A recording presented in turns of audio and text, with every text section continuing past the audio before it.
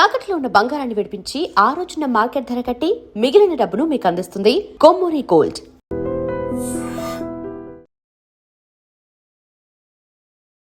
నమస్తే రమగారు. నమస్తే జయ. రమగారు, మనం వరప్రసాదుల కథ చెప్పుకుంటా ఉన్నాము. రాజు వస్త్రం ఇదంతా అయిపోయింది, అతనికి బుద్ధి వచ్చేసింది. తర్వాత మరి వసంతుడు చెట్టెక్కి వెళ్తే ఒక మంచి అందంగా ఉన్న ఒక అమ్మాయి కనిపించింది. ఆ తర్వాత ఏం జరిగింది? ఒక రాక్షసి చేత పెంచబడుతున్న కళావతి ఇతనికి భార్యగా ఉంది. వాళ్ళిద్దరు కలిసి ఉన్నారు. అయితే ఈ వసంతుడు ఏమనేవాడు ఈ అమ్మాయితో, ఈ రాక్షసిని ఎట్లా నమ్ముతాము, ఈమె ప్రాణ రహస్యం తెలుసుకోవాలి అని రాక్షసి రాగానే ఆవిడ వస్తూ ఉండగానే వసంతుడు ఉడుముగా మారి గోడను పట్టుకుని ఉండేవాడు. కళావతి తల్లితో ఒక పూట గడిపేది. ఆవిడ వెళ్ళిపోయాక వీళ్ళిద్దరు భార్యాభర్తలు హాయిగా తిరుగుతూ ఉండేవాళ్ళు. అయితే ఈ రాక్షసిని ఒకరోజు అమ్మాయి కళావతి అడిగింది, అమ్మ నాకు ఒక పీడకలు వచ్చింది, నువ్వు చచ్చిపోయావని, నువ్వు రాలేదని, నువ్వు రాకపోతే నాకు అన్నం ఎట్లా, నీళ్ళు ఎట్లా, సామాన్లు ఎట్లా, ఈ ఒంటరితనం ఏమిటి, ఒంటరి కోట, నేను ఒకదాన్ని ఎట్లా ఉంటానే అని అడిగింది. అడిగేసరికల్లా ఆ ముసలి రాక్షసి ఏమందంటే, నేనేమీ చచ్చిపోనమ్మా, నన్ను చంపటం అంత సులువు కాదు, నా చావు రహస్యం మన తోటలోనే ఉందని తన మరణ రహస్యాన్ని అమ్మాయికి చెప్పేసింది రాక్షసి. వెళ్ళిపోయింది. వసంతుడు ఊరుకోలే. ఎప్పుడైతే మరణ రహస్యం తెలిసిందో ఈ ముసలిది వెళ్ళిపోగానే అదేమిటి, ఈ ఒంటరి కోటకి లోపల, ఈ కోటలోంచి అవతలకు వెళ్ళాక ఒక పెద్ద కొలనుంది. ఆ కొలనికి 3 సార్లు ప్రదక్షిణ చేస్తేనే ఉత్తరం వైపు కొన్ని చెట్లు కనపడతాయి. ఓసారి ప్రదక్షిణ చేస్తే కనపడదు. కొలంలో స్నానం చేయాలి. స్నానం చేసిన వాడు కొలనికి 3 ప్రదక్షిణాలు చేస్తేనే అది కనిపిస్తుంది అన్నమాట. అక్కడ ఒక తోట, అందులో ఒక పెద్ద వృక్షం. ఆ వృక్షాన్ని అన్ని కొమ్మలన్నీ కొట్టేస్తే అది పక్కకు పడిపోతుంది. అక్కడ ఒక ఇనప పెట్టె ఉంటుంది. తాళం వేసి ఆ తాళం పగలగొట్టాలి. ఆ పెట్టెలోకి దిగితే లోపలికి మెట్లు కనపడతాయి. ఆ లోపలి మెట్లల్లోకి వెళ్ళాక అక్కడ ఒక చిలక ఉంటుంది. పాతాళ గృహము. పాతాళ గృహంలో ఒక పచ్చల చిన్న పంజరం, అందులో చిలక. ఇవన్నీ దాటుకుంటూ వసంతుడు వెళ్ళి ఆ పచ్చల పంజరంలో ఉన్న చిలకని సంహరించేశాడు. రాక్షసి రాకుండా ఉండటం, మళ్ళీ ఆమె రాకూడదు. ఎందుకంటే ఈ పిల్లని తీసుకెళ్ళాడు అనుకో, తమ వెంటబడి తమ రాజ్యంలోకి వచ్చేస్తుంది రాక్షసి. అందుకని ఈ పని చేశాడు. ఎప్పుడైతే ఈ చిలకని చంపేశారో, ఎక్కడో తిరుగుతున్న ఆ రాకాసి ఒక్క ఎగురున వచ్చి సముద్ర తీరాన్ని పడి చచ్చిపోయింది. చిలకని పట్టుకోగానే వచ్చేసింది, కానీ మరణించింది. అయిపోయింది చిలక. కాబట్టి నీ రాక్షసి కూడా మేడ మీద నుంచి చూశారు, రాక్షసి కళేబరం కనపడుతుంది. ఈ కళావతంది చిన్నప్పటి నుంచి పెంచింది రాక్షసి అయితే మాత్రం, ఆఖరి చూపులు దక్కనివ్వవా, నాకు ఒక్కసారి దగ్గర నుంచి చూస్తా, మా అమ్మ పెంపుడు తల్లి కదా అని బతిమలాడింది. సరే ఒప్పుకున్నాడు. ఒప్పుకొని వసంతుడు కళావతి ఇద్దరు కలిసి సముద్రానికి నడిచి వెళ్ళారు. సముద్ర తీరానికి. సముద్ర తీరంలో ఉంది కదా కోట పెంచి దిగారు, నడిచి వెళ్ళారు. వెళ్తే సముద్ర తీరంలో కనపడిన ఈ శవాన్ని చూశాక వీళ్ళు ఏం చేశారు, చితి పేర్చి దహనం చేశారు. దహనం చేశాక సహజంగా స్నానం చేస్తారు కదా, సముద్రంలో స్నానానికి పోయారు ఇద్దరు. చాలాసేపు నీళ్లలో మునిగి తేలి కాసేపు ఆటలాడినట్టు ఆడి తిరిగి వచ్చేసారు. అయితే ఈ అమ్మాయి చేతికి 2 కంకణాలు ఉండేవి, ఒక్కరవ సైజు పెద్దవి. ఈ నీళ్లలో అటు ఇటు ఆడటంతో ఒక చేతి కంకణం జారి సముద్రంలో పడిపోయింది. యువతలకు వచ్చాక చూసుకుంది, అయ్యో ఓ కంకణం జారిపోయింది, నీటిలో పడిపోయిందని సముద్ర తీరం అంతా వెతుక్కున్నారు, కనపడలే. ఆ పిల్ల కొంచెం దిగులు పెట్టుకుంది, మా అమ్మ తెచ్చిపెట్టింది ఎప్పుడోనని. అనేసరికల్ ఇతను అన్నాడు, ఒకటి ఉంది కదా మోడల్కి, ఈ మచ్చు ఉంది కాబట్టి దీన్ని చూపించి నా స్నేహితులు కంసాలి ఉన్నాడు కదా అతనితోటి నేను చేయించుతాను అని ప్రామిస్ చేశాడు. సరే, ఇద్దరు భార్యాభర్త కులాసాగా ఉన్నారు. కొంచెం ఇంకొక నెల గడిచాక మనం మరిచెట్టెక్కి మా దగ్గరికి వెళ్ళిపోదాం స్నేహితుల దగ్గరికి అని చెప్పాడు. ఇంతలో ఏమైంది, ఈ కంకణం నీటిలో పడిపోయింది కదా, ఈ నీటిలో పడిపోయిన, సముద్రంలో పడిపోయిన కంకణాన్ని ఒక చేప మింగింది. ఆ చేప ఈ సముద్ర తాలూకు అవతల ఇంకా ముందుకి తీరంలో ఉన్న ఒక రాజ్యంలో ఉన్న జాలరి వాళ్ళకి చిక్కింది. వాళ్ళు ఏం చేశారు, ఆ చేపని కోసి అందులో కంకణం దొరికేసరికల్లా ఆ రాజ్యంలో ఒక రూల్, ఇట్లా ఎక్కడైనా సరే ప్రత్యేకంగా ఏం దొరికినా రాజుకి సమర్పించాలి. ఆ రాజుగారి పేరు కందర్పకేతు. ఆ రాజుగారికి సమర్పించారు. రాజుగారు చూశాడు, ఆ వస్తువు చూస్తే కంసాలకి వాళ్ళకి వీళ్ళకి చూపించాడు. మామూలుగా ఉంటారు కదా, సొన్నారంటారు, ఏమనాలి, మన అప్రైజర్లు వాళ్ళు, గోల్డ్ స్మిత్. చూపించేసరికల్లా ఆయన అన్నాడు, అయ్యా ఇది భూలోకంలో తయారైన వస్తువు కాదండి. మామూలుగా మనం బంగారంతో ఏదైనా వస్తువు చేయాలంటే దానికి వెండో సత్తో కలుపుతాం, రాగో కలపాలి. ఇది 24 క్యారెట్లు మేలిమితో వస్తువు చేస్తే మెత్తగా ఉంటుంది. ఇది మేలిమి వస్తువు మన దగ్గర భూలోకంలో జరగదు. మనం కొన్ని దేవతాభరణాలు చూస్తాం మేలిమితో చేయబడ్డవి, ఇది అలాంటిది. దాంట్లో పచ్చలు అవి పొదుగున్నాయి. ఆ వస్తువుని అతని చేత్తో పుచ్చుకుంటే ఏదో ఒక మహాద్భుత సౌందర్యవతి చేయి పుచ్చుకున్నట్టుగా అనిపించింది రాజుగారికి. ఇక రోజు దాని మీదే ఆయనకి దృష్టి. ప్రతిరోజు చేతికి పట్టుకుని చూసుకుంటూ ఏమనేవాడు, ఎవరో అందగత్తైన అమ్మాయి వేసుకుంటుంది, ఆ అందగత్తె కావాలి నాకు అని ఏం చేశాడు, కొన్నాళ్ళకి ఊళ్ళో చాటించాడు. ఈ పచ్చల కడియం వేసుకోగలిగే మహాద్భుత సౌందర్యవతిని, అంటే ఒకటి మనకు దొరికింది, రెండోది ఆమె దగ్గర ఉంటుందిగా, ఆ అందగత్తెని పట్టుకొచ్చిన వాళ్ళకి అర్ధరాజ్యం ఇస్తానన్నాడు. వాడి పిచ్చ చూడు, ఈ వెర్రి కథలన్నీ ఇలాగే ఉంటాయి. అర్ధరాజ్యం అంటే ఊళ్ళో వాళ్ళంతా అసలు దేవతాభరణం మనకెక్కడ దొరుకుతుందని ఊరుకున్నారు. కానీ ఒక కంత్రి ముసలమ్మ ఒక ఆవిడ ఉంది, ఆ వస్తువు నాకు చూపించండి నేను ప్రయత్నం చేస్తానని వస్తువు చూసి బాగా గుర్తుపెట్టుకుని, వస్తువు ఎట్లా ఉంది, దానికి ఎన్ని గీతలు ఉన్నాయి, ఎన్ని పచ్చలు ఉన్నాయి, పచ్చల షేప్ ఎట్లా ఉంది, మధ్యలో తెల్లరాళ్ళు డైమండ్స్ ఉన్నాయి లేదా అవన్నీ చూసుకుని ఈ బెస్తవాళ్ళ దగ్గరికి వెళ్ళి ఎక్కడ మీరు వల వేస్తే చేపలు దొరికినాయో చెప్పండి అని పట్టుకోండి. వాళ్ళు ఫలానా చోట వల అంటే సరే, అక్కడి నుంచి ఎగువకి దారి ఉంది, దిగువ దారంతా మందే. చేపలు ఎప్పుడు ఎట్లా వస్తాయి, ఎగువ నుంచి దిగువకు వస్తాయి. కాబట్టి ఒక పడవ ఇప్పించుకుని రాజుగారి చేత పెద్ద నౌక లాంటిది ఎగువకి ప్రయాణం చేయటం మొదలుపెట్టింది. ఈ వెళ్ళగా ఎగువకి ప్రయాణం చేస్తుంటే సముద్ర తీరాన్ని ఆనుకుని ఉన్న ఒంటరి కోట కనపడింది. చాలా గంటల పాటు అక్కడ లంగరేంచి దుర్భిణితోటి చూస్తూ ఉంది. చూడగా ఈ ఒంటరి కోట పెద్దది, బ్రహ్మాండమైన హర్మ్యం. అది కోట అంటే అలా కనపడుతోంది. మనిషి పిల్ల మేక ఎవరు ఉన్నట్టు కనిపించట్లా, మనుషులు లేరు.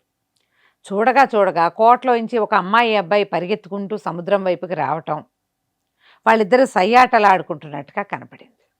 ఎవరో స్త్రీ పురుషులు ఉన్నారు. ఆ అమ్మాయి అది కొంచెం ఎండలో చేతులు కదుపుతూ ఉంటే ఆభరణాలు మెరుస్తున్నాయి. ఇదే అయి ఉంటుందని వాళ్ళకి ఏం చెప్పింది, సరంగులకి మీరు ఇక్కడే వేసుకుని ఉండండి, నేను వచ్చేదాకా ఇక్కడి నుంచి కదలద్దు అని చెప్పి చిన్న డింగీతోటి సముద్ర తీరానికి వచ్చి మళ్ళీ మర్నాడు వాళ్ళు వచ్చేదాకా అక్కడ కూర్చుంది. ఆ సమయానికి వచ్చి కూర్చుంది, జుట్టు విరబోసుకుని కూర్చుని ఏడుస్తుంటే ఈ వసంతుడు కళావతి ఇద్దరు రోజు సముద్రంలో కాసేపు ఆడుకోవడానికి వస్తారు నీళ్ళల్లో. ఈ వచ్చినప్పుడు చూసేసరికల్లా ఈ ముసలమ్మ కనపడింది. కళావతి ఆశ్చర్యపోయి, ఇంత ముసలిది ఎటా వచ్చింది ఇక్కడికి అని, ఎటా వచ్చా బాబా ఏమిటవ్వా అంటే, అదే మేమేదో పడవలో వచ్చాక పడవకి ఏదో సమస్య వచ్చింది, వాళ్ళందరూ పడవలో ఎవరి జాతకం పనికిరాదో వాళ్ళ వల్లే ఈ సమస్య వచ్చిందని చీటీలేసి నా పేరు వచ్చింది, నా కొడుకు కోడలు కూడా ఆ పడవలోనే ఉన్నారు, నా పేరు వచ్చింది కాబట్టి వాళ్ళు ఒక డింగి కట్టించి నన్ను దింపేశారు, పడవేమో వెళ్ళిపోయింది, నేను ఇక్కడ కూర్చున్నాను, ఎవ్వరూ లేరు, దిక్కులేని దాన్ని ఏడ్చింది. ఈ కళావతి ఏమంది, అయ్యో మా అమ్మ చచ్చిపోయాక, రాక్షసు చచ్చిపోయిందిగా, నాకెవరు దిక్కులేరు, పెద్ద తోడు ఎవ్వరూ లేరని బాధపడుతున్నాను, నువ్వేం బాధపడద్దవ్వా, నువ్వు మాతో రా, చక్కగా మా వంట చేసి పెడదు కానీ మాతో ఉండు, మా అమ్మ అయితే వారానికి ఒకసారి వచ్చేది, నువ్వేం చక్కగా నా దగ్గరే ఉండొచ్చు, నేను నీ కూతురు అనుకో, ఈయన మీ అల్లుడు అనుకో, లేదా ఆయన కొడుకు అనుకో, నన్ను కోడలు అనుకో, లేదా మనవడు మనవరాలు అనుకోని ఇలా వరస కలిపి ముసలమ్మని తీసుకొచ్చింది. ఈవిడ ఈ కళావతి చేయి పట్టుకొస్తూనే ఇటా చేతులు తడిమి చూసి ఒక్క కంకణం ఉండేసరికి, ఏమిటో అమ్మాయి ఒంటి కంకణం వేసుకున్నావు, రెండో కంకణం ఏదే అని, అదే అల్లప్పుడెప్పుడో సముద్రంలో పడిపోయింది అని చెప్పింది. ఇహ తెలిసిపోయింది ఈవిడికి, ఇదే మనకు కావాల్సిన పిల్ల, దీని రెండో కంకణం చేతికే ఉంది. సరే వాళ్ళని నమ్మించింది, బాగా చక్కగా వంట చేసేది, పిల్లాన్ని బాగా చూసుకునేది. కొద్ది రోజులు గడిచినాయి.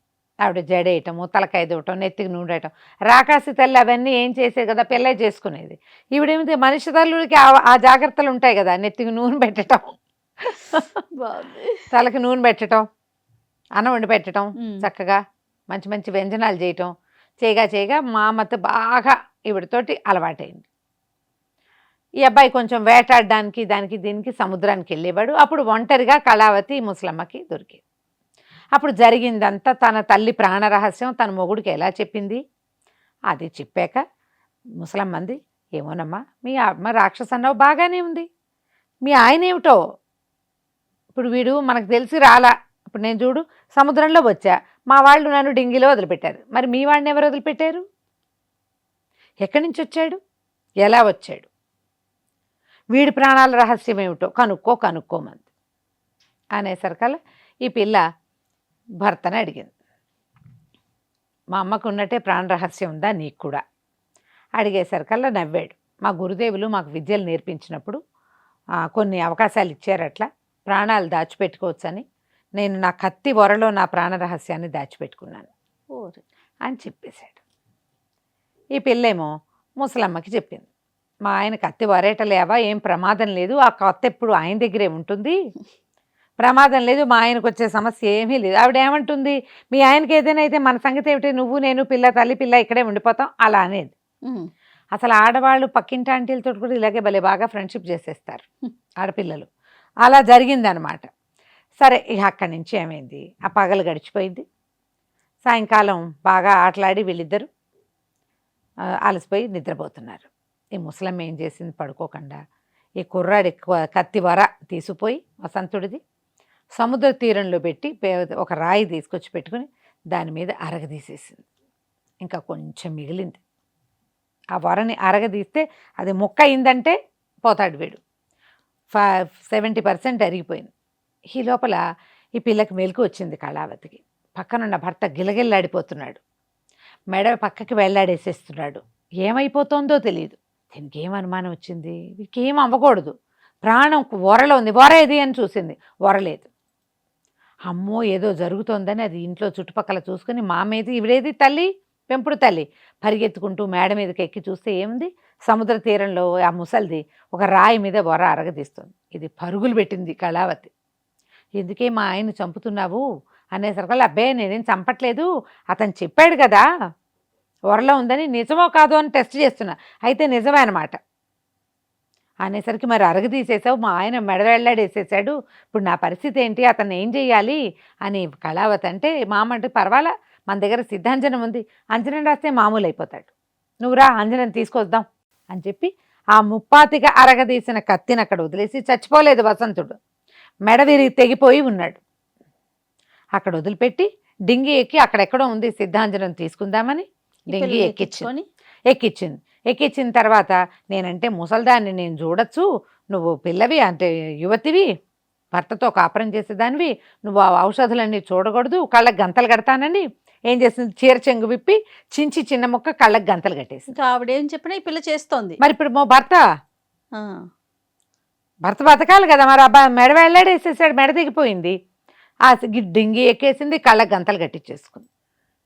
ఈ గంతలు కట్టంగానే డింగి చెక్క తెడ్లేసేసి నావ దగ్గరికి, వాళ్ళ పడవ దగ్గరికి తీసుకుపోయింది. వీళ్ళు సముద్ర తీరాన్నే తిరుగుతున్నారు, కానీ ఆ సముద్ర తీరంలో కొన్ని కొండరాళ్ళు ఉన్నాయి.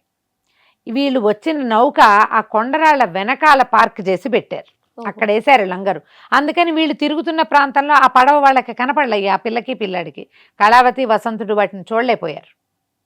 ఆ పడవ వైపు తీసుకుపోయింది. ఆ పడవని తట్టేసరికల్లా అక్కడ ఒక గంట ఉంది, గంట కొట్టేసరికి లోపల నుంచి నిచ్చినేశారు. ఇద్దరు మనుషులు వచ్చి కళావతి రెక్కలు పుచ్చుకుని పైకి లాగేశారు. పైకి వెళ్ళాక ఎవరో మగవాళ్ళు చేతులు పుచ్చుకున్నారు, పైకి లాగారు, తెలిసిపోయింది.